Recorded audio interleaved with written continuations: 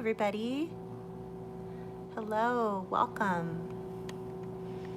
Welcome. This is the global community for adult survivors of complex trauma who are living with symptoms of CPTSD, and they're looking for a safe community, a safe place to come and have discussions about healing.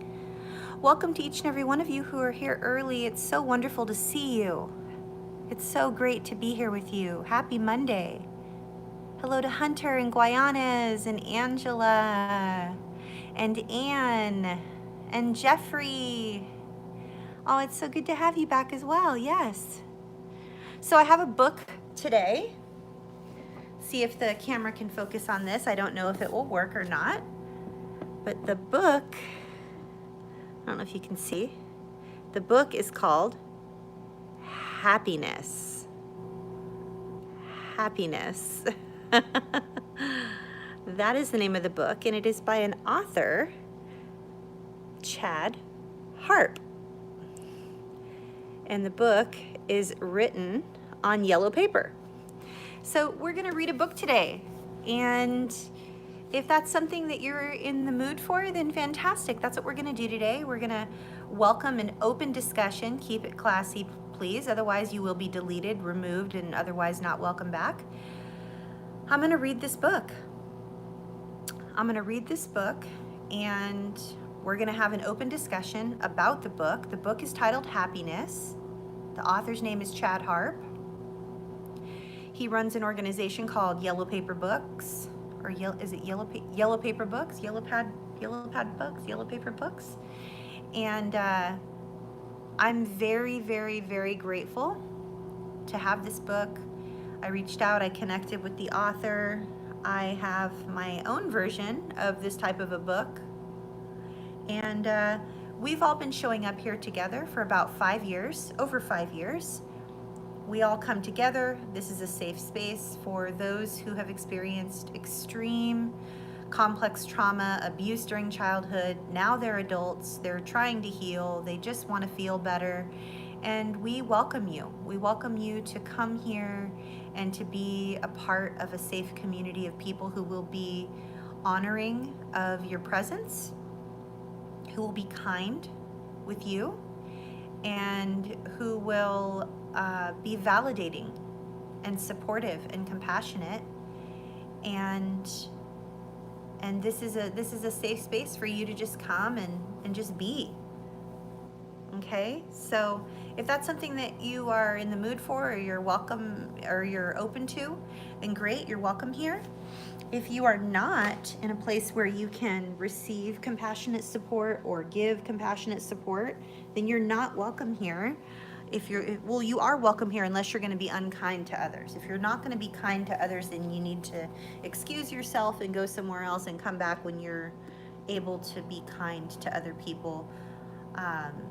And not unkind, because otherwise you'll be removed. So if this video ends up being helpful for you in any way or interesting, it would mean a lot to me if you would subscribe to the channel, click the thumbs up button, and if not, that's okay. I lead discussions like this, and we have a book club through the foundation I started for complex trauma survivors. Welcome to John Harvey, so good to see you. We have a book club that happens every Saturday. Hey, Pixie Painter. Oh, so good to see you. Yeah, we have a book club every Saturday, and we go through trauma books about healing trauma. Right now, the book club is only $5 a month. The price is going to be going up. I think it's going up to like $10 a month, maybe $9 a month. I'm not sure. I think it's going up to like $10 a month, but you can still lock in like a $5 forever book club price if you join.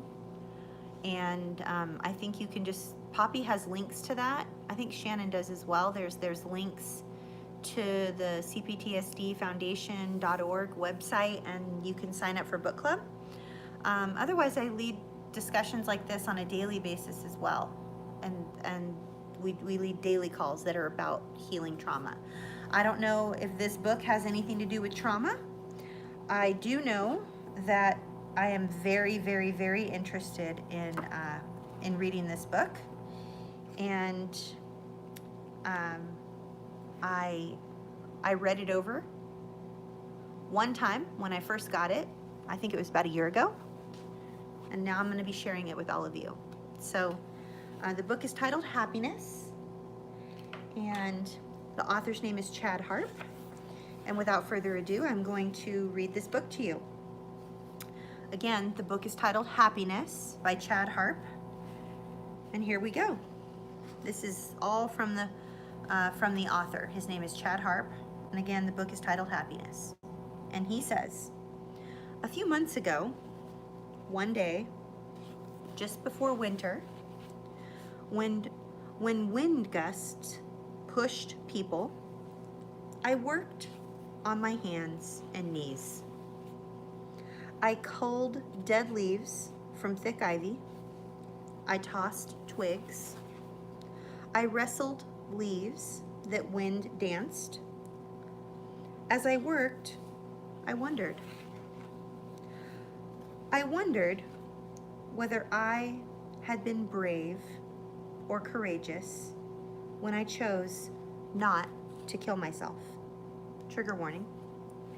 Over the last 4 months, my quest to define my choice not to suicide was taking me places far beyond bravery and courage. I have visited the foundation of the English language. I have visited the fundamentals of the human experience. I have visited the essence of existence. After I had visited several places, I realized that my quest no longer involved defining 2 words. My quest no longer involved semantics.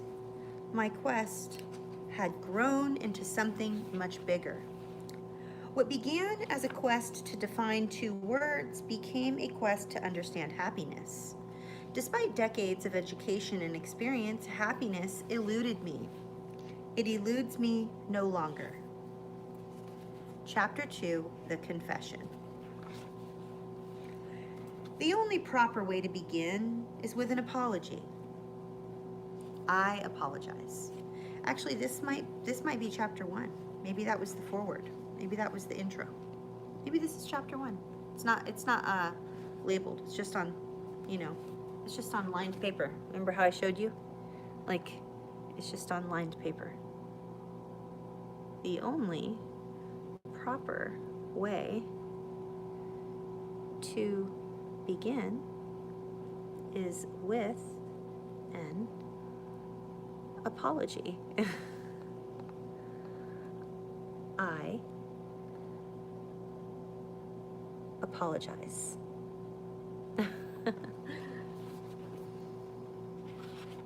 I apologize for my decades of destructive misbehavior. A malfunctioning mind caused me to misbehave. My misbehavior ruined my life. Eventually, I lost everything: people, possessions, and profession. I had no reason to live. I almost killed myself. My misbehavior entertained some. It horrified most. My unpredictable misbehavior created chaos. The chaos I created destroyed without exception.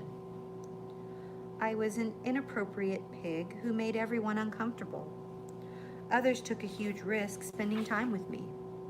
I disrespected, I shocked, I disgusted. My communications were weapons of hate. I manipulated with words. My language repelled. My misbehavior rose to such levels of outrageousness that the gape of a dropped jaw expressed where words failed. I had infatuations, not relationships. People and possessions were obsessions. I harassed everyone. I assaulted frequently. I battered many. People avoided me. People feared my missives. People recoiled in terror when I appeared. I was a menace. People rejected me. People disinvited me. People banished me. I was ignored. I was unwanted. I was shunned. I could exercise no control. My every act was impulsive. Panic and paranoia governed my misbehavior. Prudence was impossible. I was intolerable. Because of my misbehavior today, I am totally alone. I chased everyone away. I was a monster who raged and spewed venom. My venom contained anger. My venom contained bitterness. My venom contained hate, envy, and jealousy. I had no concept of decency. I defined irrational. I could not plan. I could not form or maintain a relationship. I could not develop a purpose. I could not become an individual. The denial of myself complicated my malfunctioning mind. I was as terrified of who I was as much as others were terrified of me. I lived vicariously, if at all. I was psychotic. The actions from the apex of my psychosis violate fundamental propriety. These are some of the actions from the apex of my psychosis that I can remember. I offered my body for purchase. I manipulated people with property. I provided intimate physical contact for remuneration. I abused substances in public. I purchased property to covet. I accused others of actions that never happened. I blamed the innocent for my responsibilities. I assumed fake identities, and I created a fictitious personal history. These are the acts that I can remember, committed when my mind malfunctioned. Ultimately, I had nothing to do, nowhere to go, and no one to see. Completely alone, I retreated to a dark bedroom. I disconnected from everyone and everything. I hated myself. I coveted death. To hasten death, I deprived my body of food and water. I wanted to die. I should have died. My malfunctioning mind created intense physical and psychological pain. The pain was invariable. The pain was inescapable. The pain exhausted. Ultimately, the pain ruled my life. I stopped being a person and I became my pain. After 2 decades of suffering, I could no longer endure. To ease the pain, I took drugs, but no substance I consumed provided meaningful relief. While abusing substances, it is a miracle that I did not come closer to killing myself or others. Substance abuse intensified self-hate. Substance abuse also exposed features of my malfunctioning mind. Based on these features, I developed a new diagnosis. I proposed a single diagnosis to replace the dozens from the doctors. No medical professional had made the diagnosis I developed. This self-diagnosis led to the identification of a specific medication. No medical professional had ever prescribed the medication I identified. For almost exactly 2 decades, medical professionals had prescribed a complete pharmacy of medications. At the apex of my psychosis, several times every day, I took powerful pills. No prescribed medication cured my complaints. Prescribed medication only made me high. Euphoria created new dimensions of psychosis. When euphoria reigned, I achieved heights of irrationality that would have astonished even the most seasoned medical specialist. When euphoria reigned, I represented the raving and spinning Tasmanian devil. When euphoria reigned, I embodied evil. I circled the drain to death. I lost all hope. I faced a complete existential crisis. I genuinely believed that I did not deserve to exist. I asked for lightning to strike me down. I hoped to be a victim of a random shooting. I walked in traffic and I begged for a careless driver. In the darkness of my bedroom, I made plans for my cremation. I marked my few remaining possessions for distribution after my death. Most nights when I attempted sleep, I imagined that I watched the play Hamlet. When the actor began his soliloquy, I stood in the audience. I shouted toward the stage. I should not be. I made one last effort to get help from the medical community. I searched for a medical professional who would prescribe the medication I had identified. Only hours from ending my life, I found a medical professional who agreed with my diagnosis. I received a prescription for the medication I identified. Within 2 days of the first pill, my pain diminished. Today, that medication eliminates all of my pain and eradicates my psychosis. Self-diagnosis solved where the differential diagnosis failed. I obviated the solace of suicide only because I self-diagnosed despite a malfunctioning mind. Miracle is my only explanation. But the resolution of my medical complaints was just the beginning. While psychotic, I lived on Fantasyland. The inhabitants of Fantasyland act by irrationality and impulsivity to satisfy bodily desires. The inhabitants of Fantasyland act solely in self-interest. A few days after I received proper medication, I evacuated Fantasyland. I arrived in reality. After I arrived in reality, I looked around. I saw that my misbehavior had destroyed. I saw that my misbehavior had ruined my life. For almost 5 decades, I had been the lost son. I wasted everything. I abandoned everyone. I had only self-indulged in self-delusion. I immediately after my mind stabilized, I again almost completed my suicide. I had hoped that a stabilized mind would eliminate thoughts of suicide, but the opposite was true. They intensified. When I almost killed myself in my previous life, it had everything to do with my pain. This time, suicide would be an escape not from my pain, but the pain that I caused others. I was aware that my misbehavior had destroyed relationships. I was aware that my misbehavior had ruined lives. I was aware that my misbehavior had obliterated hopes and dreams. The more misbehavior that I remembered, the deeper my despair. Ultimately, I had to decide if I deserved to live. I had to decide if I could endure the awareness of everything that I had done wrong. I had to make a choice. My choice was reasoned, not impulsive. I contemplated the misbehavior my memory revealed. It was not an easy choice. It would have been much easier to die. Guilt enveloped me. I could have killed myself to honor my overwhelming guilt, but I chose to live.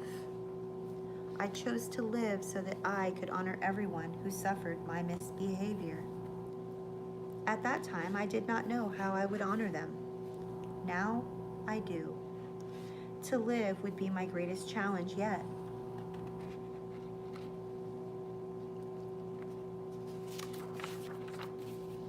I proposed to define impossible. I proposed to live from death. I chose life despite all of the unknowns. In order to live, the first thing that I had to do was to forgive myself. If I had not found a way to forgive myself, I would have killed myself. I found the power to forgive myself in blame. When I remembered events from my previous life, all I saw was destruction caused by my misbehavior. I was beyond ashamed. I was mortified. I blamed myself. I had done everything wrong. I had caused everyone to suffer. But blame requires competence. My catastrophic brain chemical imbalance prevented competence. Blame and responsibility are not the same. Responsibility is only causation of an act.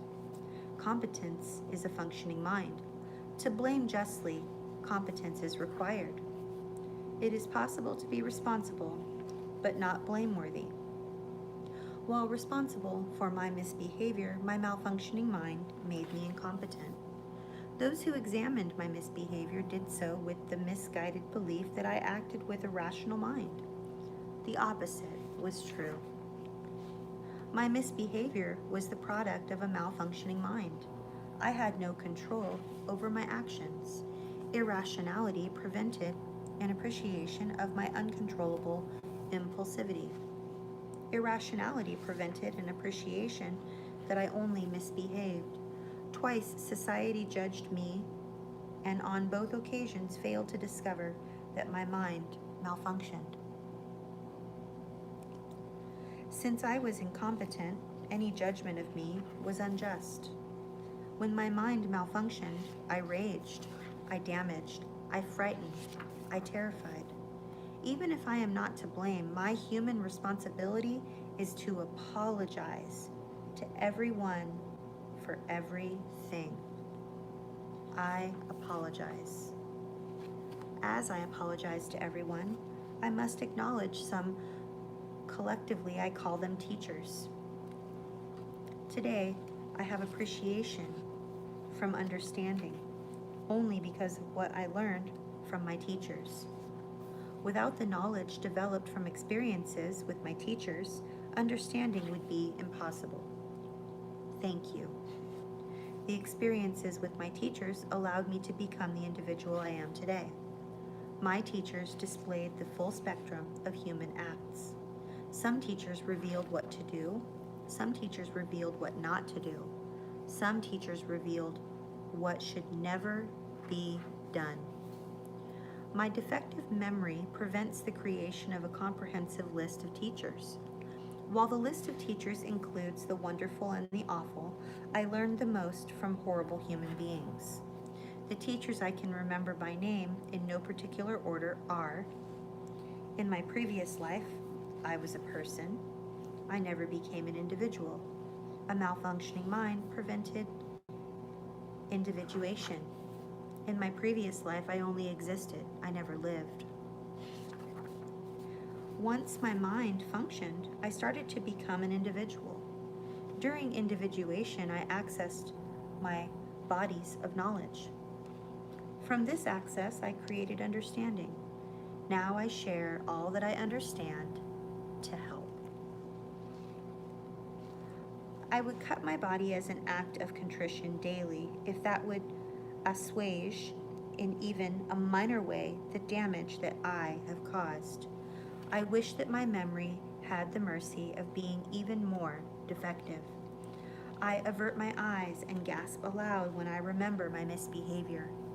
At first, this physical reaction to memories terrified me. Then I realized that an actual physical reaction to a memory of my misbehavior might indicate great worth, and it did. The misbehavior that nearly killed me also served as my salvation. For nearly 5 decades, my photograph appeared on the poster exemplifying what not to do. Today I aspire to appear on the what to do poster. People from my past life likely consider me dead if they consider me at all. But I am not dead. I chose to live. When I chose to live, I became the human representative of the phoenix. I have risen from the ashes of my previous life. I considered a death fashioned on the phoenix, but I did not auto-cremate. I chose not to. One of the vestiges of my previous life is knowledge. I developed knowledge from experiences my malfunctioning mind made possible. Today, I understand only because of that knowledge. Until recently, I could comprehend anything but understand nothing. Until recently, I could comprehend anything but understand nothing. My malfunctioning mind prevented understanding. Today, my primary purpose is to share what I understand to help. Without the memories of my misbehavior, I could not have identified my purpose. I discovered my purpose as I contemplated everything that I had done wrong. My purpose came from my misbehavior. My purpose came not from something that I had done wrong. My purpose came from everything that I had done wrong. Everything that I had done wrong. My purpose came from a previous life that defined misbehavior. In this successive life, I can still misbehave. Without proper medication, I become a monster who rages with irrationality. It is proper medication that allows me to remain Dr. Jekyll and not mutated into Mr. Hyde. It would be beyond selfish and rise to a breach of human responsibility if I did not share what I understand. To share, I write. Today I write and think 4 hours every day. I write to self-express what I have self-discovered. Today my body is healthy. Today my mind is stable. Today I live in reality. I am finally an individual. I am no longer a monster who spews venom. I can reason. I can concentrate. I can form and maintain relationships. It is now safe for others to approach me. I am no longer a threat to personal safety or peace. Shields from me and my misbehavior are no longer necessary. I live in today. I hope for a better tomorrow. I live deliberately every moment of every day. Today I serve. I first serve my immediate family. After I serve my immediate family, I serve everyone else. My primary service is to share what I understand, to help. I am completely ashamed and humiliated by everything I did wrong, despite being only responsible. I apologize. Beginnings follow endings. New follows ruin. Life follows death. I have begun a new life from ruin. I have had 2 separate lives. The first life lasted from birth until medication saved me. The second life began after I saved myself. I am living proof that those things that do not kill you can make you stronger. They made me who I am today. They created my purpose. But they also nearly killed me. The most valuable gifts are free. One of those free gifts is forgiveness. Forgiveness may be too much to ask for some who endured my misbehavior. Some victims of my misbehavior may never again want to be in my presence. I understand. Yet I still hope for a forgiveness-filled future. May those who suffered my misbehavior offer me the gift of forgiveness. Their forgiveness will give me everything and hopefully them something. The most courageous thing that I ever did was to choose to live. It took courage, not bravery. It would have been brave, but I was aware of the costs and consequences of my choice. I chose to live despite an awareness of the Herculean feats before me. I chose to live despite an awareness of the obstacles I faced. I chose to live despite an awareness that if I commenced a public life from social death, others might reprise my misbehaviors and scandals. Despite it all, I chose to live. And to live was the best choice I ever made. I am grateful to be alive. I have a purpose. I serve. In service, I aspire to share all that I understand to help. Self-attribution is inherently self-serving. Despite this, I have always claimed to be a good person until recently, if asked to defend my claim, I could not. Now, I can. I can defend my claim to be a good person because I understand. I aspire to be kind. I aspire to help and to share. I aspire to make the world a better place. I am a good person because I do good. Ultimately, we are defined by our actions. Others judge us not by the reasons for our actions, but by our actions alone. Whether this judgment is fair or not is entirely a different question. But in the end, we are our acts, not the choices behind them. I recently defined psychosis. I aspire to define proud. Today, I understand because I can access almost 5 decades of knowledge. My purpose is to share everything that I understand to help. So today, in service, I write.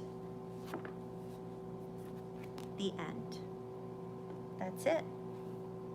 That was the whole book, hundreds and hundreds of pages. How are you all feeling? That's a lot to digest. That's one man's experience who chose to live. Welcome, Deborah. So happy to see you. How's everyone feeling? Poppy has access to resources for crisis care, whether it's RAIN, 1-800-656-HOPE, or you can log on to the crisistextline.org. You could text the word START to, oh my goodness, I forget the number of the crisis text line. It has been a long time, Deborah. It's great to see you. Hello, Andrew. Thanks for putting up all the resources, Poppy. Jeffrey Sherman said, that was intense, Athena. It was amazing. I love his newfound self-awareness. Hello, Marina.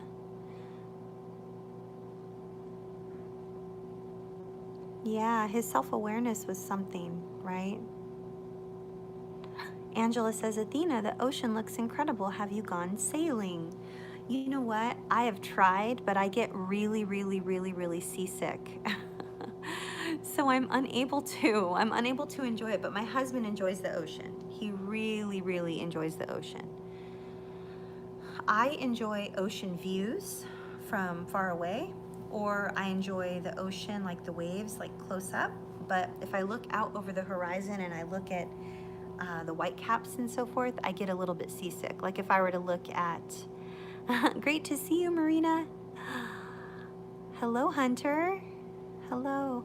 Yeah, if I look out like at the view that you guys have, like if I look at my phone, I get a little seasick just watching everything. Oh, Deborah. Oh, I'm so sorry. Welcome. Welcome says, I came here tonight for support. I was raped recently. Well, we can support you from a peer support perspective, for sure, but I encourage you to reach out and get the support you deserve with RAIN, RAINN.org. They have a chat box feature on their website, but we can just be here as a source of compassion and just know that you're in the company of those who care about you. Hi, Gadir. Hi, Kira. Deborah says, I'm not in crisis. Well, you are a 741-741. Thank you so much, Victoria. I couldn't remember it. You can text the word START to 741-741, and then an operator will come on and they will text with you.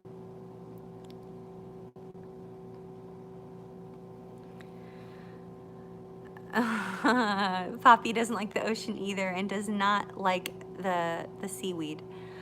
Deborah, I'm glad to know you're not in crisis. You are such a strong woman. I would probably be in crisis. I probably would be. Please be kind and gentle with yourself, Deborah, and get the support you deserve. It's definitely a painful situation. Oh, good. I'm so glad to hear that. Ooh, Angela likes to eat seaweed.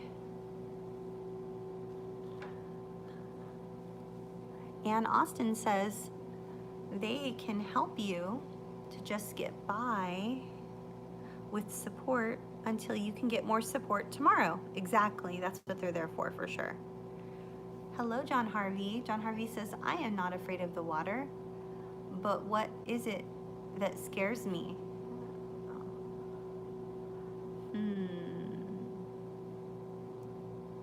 I don't know. What is it that scares you? Oh, what's in it? What's in it? It's what's in it that scares you. I get it. And we have lots of fish and sharks and whales and different types of sea creatures and turtles and all kinds of stuff. Jeffrey Sherman says, this is for you, Deborah. I hope you are safe now and not in any more danger. I am praying for you, Deborah. Deborah says that she's here to get support from her family that may understand. We are your family. We do understand. We are your friendly family of choice. Anne says, I prefer lakes and rivers. It sure is a beautiful picture, though. Ooh, yes, Angela. Angela's asking about snorkeling. Yes, I do love snorkeling. If I'm in it and I'm able to sort of just like, swim and do my own thing, I'm totally fine. But if I am looking at the entire picture of just the ocean and how fast it's moving and I contemplate what it would feel like to be in a boat, then I get like super duper duper duper nauseous. John Harvey says layers in the ocean is far more scarier than, whoops. John Harvey says lawyers in the ocean are far more scarier than the sharks. You're so funny. Ann Austin says, I love snorkeling. It's too claustrophobic for diving. Ooh, Shy Sharon loves diving though. Is she here tonight? Are you here? Are you here, Shy Sharon? Jeffrey Sherman says, yeah, you stick to the rivers and the lakes you're used to and don't go chasing waterfalls. I love that song, Jeffrey Sherman. Don't go chasing waterfalls. Please stick to the rivers and the lakes that you're used to. Who's that again? Is that TLC? No, it's oh gosh, is it TLC? Gosh, I'm just trying to remember. Poppy says, I just love summer and getting into a swimsuit and bathers and shorts with my bikini. Said me never. Same here, Bobby, for sure. Ann Austin said, that's funny, I was singing with you, Athena. Deborah says, how do you stay present with DID? I am the wrong person to ask. Victoria says it's TLC. Deborah, I am not the right person to ask because I do not have a lot of experience. I have a tremendous amount of love and respect for the DID community, but I lean more towards the knowledge that I have, like everything that I've studied and learned about and the clients I have, none of them have been, diagnosed or present with DID symptoms. Do they have dissociation? Yes, but their dissociation is not unpredictable bouts of dissociation. It's more predictable. So I do not know how to stay present with DID. I am not sure. I really am not sure. I am going to make an educated guess, Deborah, and say that this is my final answer. Unless I can phone a friend. I don't even know who to call, actually. My final answer on how to stay present with DID would be, I believe it is a combination of proper prescriptive medication at the proper dosage, at the proper time, with the proper food, proper diet, proper hydration, proper rest, safe relationships, safe home, relative amounts of safety, and healthy relationships. Perhaps there's a faith component there or a spiritual component there, and the financial resources to make sure that that is an ongoing situation. That's my educated guess, but I am so completely not sure.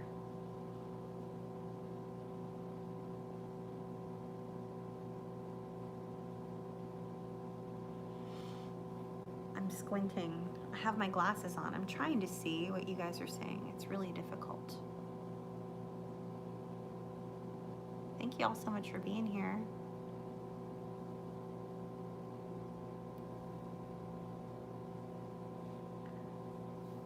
So this author, Chad Harp, is, hi Tabby Ba.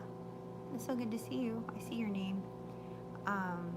This author, Chad Harp, he has written other books. His first book was titled Happiness, and there are other books that he's written. I don't know the other titles. But yeah, I mean, it's been about a year since I reached out. I'm trying to remember when I reached out originally, just to, you know, thank him for his work. And Hunter says the water is fun. It definitely can be, for sure. Andrew says your view is amazing, Athena. Thank you so much. Thank you. I feel very fortunate, very blessed. We're renting an apartment. It's, you know, it's so funny. I gotta tell you, like, I feel so grateful and so blessed and so fortunate. It is about an hour and 10 minutes away from everything. So I'm kind of out in the middle of nowhere a little bit. And when I mean everything, I mean, like, you know, if I have to go to Walmart, or I have to go to Target, or I have to go to Costco, or I have to go to the dentist, or if I have to go to the eye doctor, if I have to go to take my car to get like an oil change, or, you know, if I need to go, like, you know, to the market, like that kind of, like, there's a small market nearby, a couple of them, but everything else is like about an hour and 10 minutes away. And so it's really far. Like, you got to plan your day correctly. Like tomorrow, for instance, I'm going to go get a haircut. And I love my girl that cuts my hair. She's amazing. But again, she's about an hour and 10 minutes away. And so that's like, you know, you drive over an hour and 10 minutes and then you're there for a while. And then you got to drive back. You know what I'm saying? So you got to sort of plan your life. Like when you live in a remote area, and I guess it's no different than living out in the country, right? With views of like rolling hills and acreage and so forth. But I'm not complaining whatsoever. I feel very blessed and very fortunate to live where I live. So, but it is far from a lot of stuff. Oh, and you know what happened this morning? Oh my goodness. I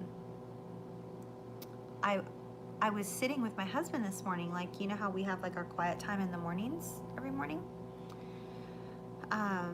We do, and we do plan our trips to minimize our driving for sure. So I was sitting with my husband this morning, and we were just having our like quiet time, right? And we have our little birdies that come visit us every morning, and we have a huge family of doves ranging in different ages, like, you know, big doves, medium-sized doves, baby doves, newer doves, you know, big mama doves, big papa doves, medium-sized doves, like mourning doves, you know, like some of them are just gray, and some of them have the little spotted ring around their neck, and, you know, doves. And then we have little common brown sparrows that whistle, and they're so cute, and they're little tiny, tiny, tiny, tiny little brown sparrows. And they're so cute. And then we have mynah birds, which they look like crows, and they can mimic and like sound like other birds. And then we have an entire huge family of Java sparrows. There must be like 50 of them. And they're these little gray, black, and white sparrows. They're called Java sparrows, and they have the cutest little sounds that they make with their little voices. And then we have our little family of francolins. And my goodness, this cute little family of francolins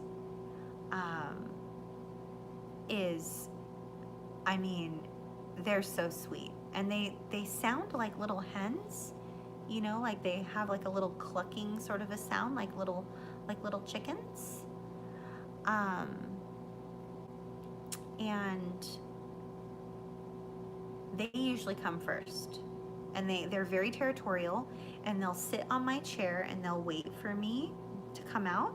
And if I'm not here, if it's just my husband, like let's say I wake up and leave early, like if I have a dentist appointment and I wake up really early and I leave, and then he goes out there alone, they sit under my chair and just stare at him. Like they'll eat like normal, like, he'll sprinkle the food out in the grass or whatever. But then they'll just sit under my chair and stare at him. They're so cute. They're so sweet. So a horrible thing happened this morning. A sad thing happened. We have this huge, huge, huge family of doves, and we were just hanging out with our birdies this morning. We were having our quiet time, and we have Bible study in the mornings, and we have, a time of prayer, and we just sit together and, we talk. And this cat came. There was this black cat that we've seen previously, and he chased, I don't know if he got one of the doves, but he was chasing the doves. And I don't know if he got one. I think he might have got one of the little baby doves, and it was just so sad. So that was a hard thing. But thanks for hanging out today. I know it was very sad. I know, Poppy. I know. It was so sad. It was a cute little black kitty, but it broke my heart that maybe it was a she, I have no idea, but he chased our little doves. He came out of nowhere. Like, it was like, oh my goodness, just came out of nowhere. And so I was telling my husband, I was like, oh no, like, I hope that cat doesn't, I hope our birdies will feel safe coming back. I hope we can keep the cat away somehow, And the only other thing that ever would be out there with us in the morning is like one of those mongoose. Remember that one time that we went on a field trip and there was a mongoose that hung out with us while we were talking? Yeah. So anyway, I'm just hoping that our birdies will still come back. But thanks for hanging out during the self-care video today, just sort of hanging out together. And I'm hoping and praying that each of you feels fully supported, and I look forward to either seeing you on the daily calls or in book club or something. Otherwise, I will see you back here next Monday, 6 p.m. Pacific, 9 p.m. Eastern, and every single Monday. You're so welcome, Pixie Painter. Thank you. I know. Anne says the kitty should stay indoors. I agree. Like, leave the birdies. The birdies are all out here outdoors. Like, I wish the kitty would stay indoors. Kira says this is why the cat rescue community advocates are keeping cats indoors. And it's not their fault. They chase the birds. It's their nature. Exactly. It is their nature. It is their nature. Blessings to you too. You're so welcome. You're so welcome. You too. You too. Oh my goodness. Oh, you all are so sweet. Well, I look forward to seeing you all soon. I'm thinking of you. Be kind and gentle with yourselves, okay, for the rest of the night, because you're worth it. And be on the lookout for wristbands. I've been communicating with the supplier of the wristbands, and they're custom made. Good night, Gadir. Good night, Kira. Good night, everybody. Be on the lookout for wristbands, though. They're the CPTSD awareness wristbands. I'm so excited. I can't wait to show you. I mean, it's only 5 years in the making, right? Like, what's another day? So I don't have a proof or anything yet, but when I get them, how about we do an unboxing, like here on a Monday night? Good night, Patty. Thank you so much for being here. Good night, Poppy. Good night, everybody. Sending you so much love. So grateful for each of you. Take good care of yourselves, okay? I'll see you soon. Good night, everyone.